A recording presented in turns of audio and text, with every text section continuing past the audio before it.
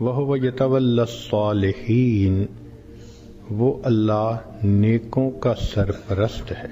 سرپرست کہتے ہیں کہ جو کسی کا ذمہ دار ہو، اس کی تعلیم دلانے کا، اس کی صحت کا خیال رکھنے کا، اس کے کھانے پینے کا، اس کے نفع اور نقصان کا جو ذمہ دار ہو اس کو سرپرست کہتے ہیں۔ مثال کے طور پر بیٹا ہوتا ہے تو باپ اس کا سرپرست کہلاتا ہے۔ کئی مرتبہ باپ فوت ہو جائے تو یا دادا اس کو سرپرستی میں لے لیتا ہے یا چچا سرپرستی میں لے لیتا ہے، مگر سرپرست وہی ہوتا ہے جو اس کی ہر چیز کا ریسپانسیبل ہو۔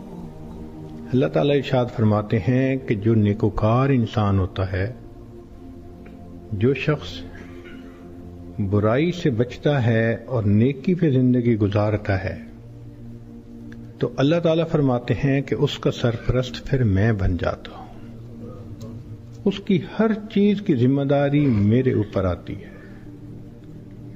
اس کو ایک مثال سے سمجھ لیجئے کہ ایک چھوٹے بچے نے دوسرے سے کہا میں نے حج پہ جانا ہے، تو دوسرے نے پوچھا کہ یہ بتاؤ کہ تم نے اپلیکیشن بھری؟ کہتا ہے نہیں۔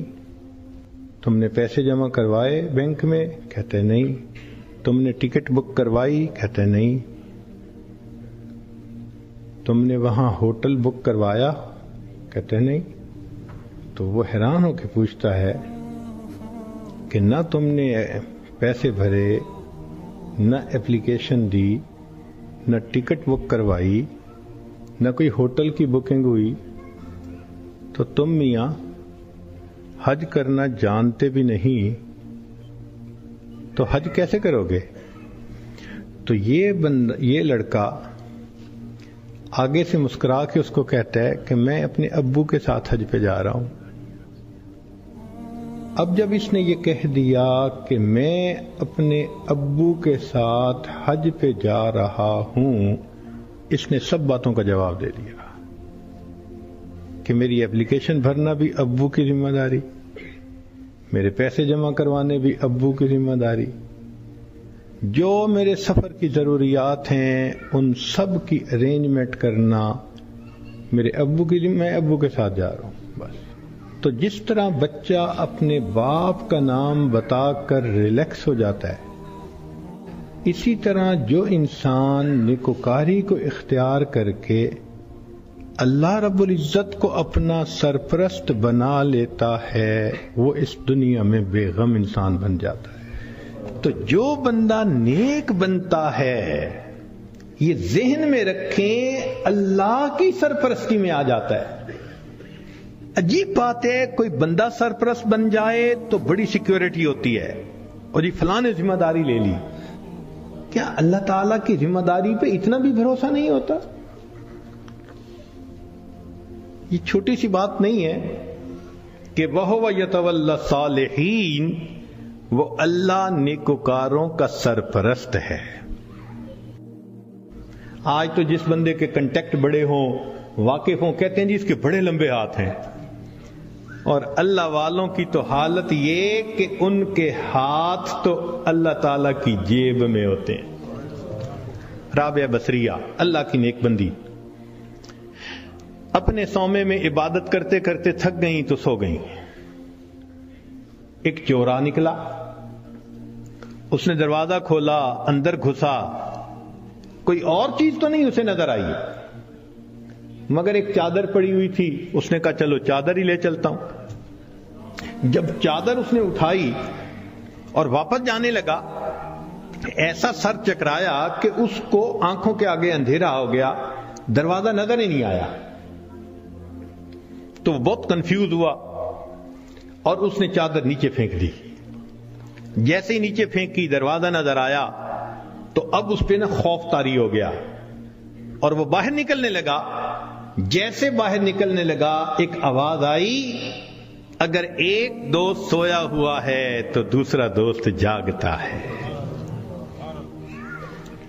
ہم گناہ کر کر کے اپنے آپ کو اللہ کی سرپرستی سے نکال دیتے ہیں، اور جب سرپرستی سے نکل جاتے ہیں اللہ حال پہ چھوڑ دیتے ہیں، جاؤ تم جانو تمہارا کام جانے، ہماری تو مانتے نہیں۔ پھر شیطان ہمیں بہکاتا ہے، لوگ بھی دھوکے دیتے ہیں، امیدیں توڑتے ہیں، بندہ دنیا میں دھکے ہی کھاتا پھرتا ہے۔ ہم سے زیادہ کون پاگل ہوگا کہ جس کے ساتھ اتنا بڑا اللہ نے وعدہ کر لیا اور ہم اس وعدے سے فائدہ نہیں اٹھا پا رہے؟ ایک بچہ بھی ہم سے زیادہ عقل مند کہلائے گا۔ کیوں ہم پریشانیوں کی زندگیوں میں پڑ گئے ہیں؟ اس لیے کہ نفس کی خواہشات پوری کرتے ہیں۔